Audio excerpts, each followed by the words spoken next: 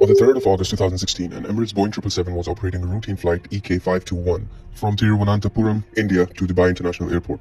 Little did they know that the passengers and crew were about to face a near-death situation. The flight had 300 people on board, including 18 crew members. The aircraft involved in the accident, it had accumulated over 58,000 flying hours and completed 13,160 cycles in total. The aircraft departed Thiruvananthapuram at 5:06 UTC. For the flight to Dubai, the captain was designated as the pilot flying, while the co-pilot was the pilot monitoring. The flight across the Indian Ocean was routine, with no abnormalities reported while pressing the subscribe button. Anyhow, jokes apart, there were no unusual events observed, and the flight continued normally. As EK521 approached Dubai, the flight crew received the latest information over the radio. This gave the latest meteorological report for Dubai, and crucially, it included a wind shear warning for all runways at the airport. That doesn't sound so good. Wind shear is very dangerous because of the wind direction changes within seconds. Anyhow, having received the wind shear warning, the flight crew prepared for the approach in Dubai and configured the aircraft for landing. The pilot set the flaps to 30 degrees in accordance with the airline's SOPs. The crew also set the final approach speed to 152 knots, indicated airspeed.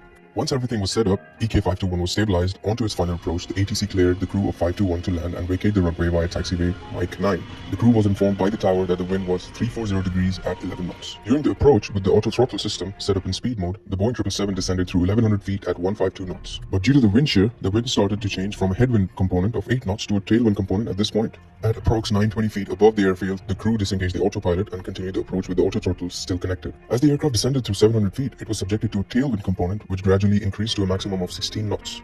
With the aircraft at 159 knots, 35 feet above the runway 12 left, the captain started to flare the aircraft and the auto throttle mode transitioned to idle and both thrust levers were retarded to the idle position. Keep this in mind, this is a crucial point. With the aircraft at 160 knots, just 5 feet above the runway, the wind direction started to change again to a headwind. Shortly, the plane's right main landing gear touched down approximately 3,600 feet from the runway 12 left threshold. However, the nose gear remained in the air. Landing 3,600 feet after the threshold point, it clearly shows that it was a long landing. Given the aircraft's distance down the runway on its initial touchdown, the Runway Awareness Advisory System, called the RAS, gives an oral message, long landing, which was enunciated to the pilots. The crew made a correct decision to go around at this point. The captain pushes the toga switches and calls for a go-around. As the captain pulls the control column, the aircraft became airborne while performing its go-around. As the aircraft nose was raised, the crew moved the flap lever to 20 degrees position, but they forgot to check the engine parameters. 2 seconds later, as the aircraft was in a positive rate of climb, the landing gear was retracted. Dubai ATC issued a clearance to EK521 to continue straight ahead and climb to 4,000 feet. It was an instruction that was acknowledged by the crew. Now, let's pause here for a second. The primary rule for pilots is aviate, navigate, communicate. Calling the ATC is the last thing to do as per my experience. Completing the procedure and flying the airplane is the primary task. Approximately 1 second later, a ground proximity warning system gave an oral order. Both thrust levers were immediately pushed to full forward, but it was too late. Everyone hears a loud bang, and it had impacted the runway surface. The rear of the aircraft's fuselage impacted the runway at 125 knots with a nose-up pitch angle and a rate of descent of 800 feet per minute. As the 777 slid along the runway, the right side engine separated from the wing, and an intense fuel-fed fire was observed in the area of the damaged engine pylon. The aircraft continued to slide on the runway on the lower fuselage. A second fire then started on the underside of the left engine. With the aircraft eventually coming to rest, the captain transmitted "Mayday, Mayday, Mayday," and informed ATC that the aircraft was being evacuated immediately. The airport's firefighting service arrived at the accident almost immediately within 1 minute of the aircraft coming to rest, and immediately started to apply foam to the fires. Meanwhile, crew members and passengers were evacuated using the available escape slides. Although all the passengers and crew members had survived with minor injuries, unfortunately, one of the firefighters lost his life because there was an explosion in the center tank. A full accident investigation was carried out by the General Civil Aviation Authority of UAE, and they published the final report in 2020 January.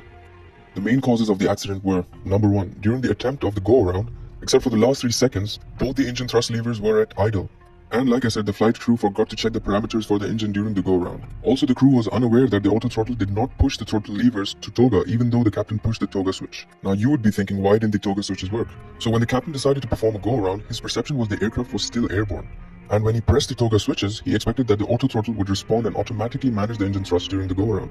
But due to the loss of situation awareness and due to the workload, they were unaware that the aircraft's main landing gear had touched down, which subsequently caused the toga switches not to work. Also, the ATC did not pass a very essential information about wind shear reported by a preceding landing flight crew. Also, that the 2 preceding flights performed go-arounds after passing over the runway threshold. If they had this information, they would have been more likely prepared. Just a tiny mistake caused the loss of millions. It could have been worse if there was loss of life.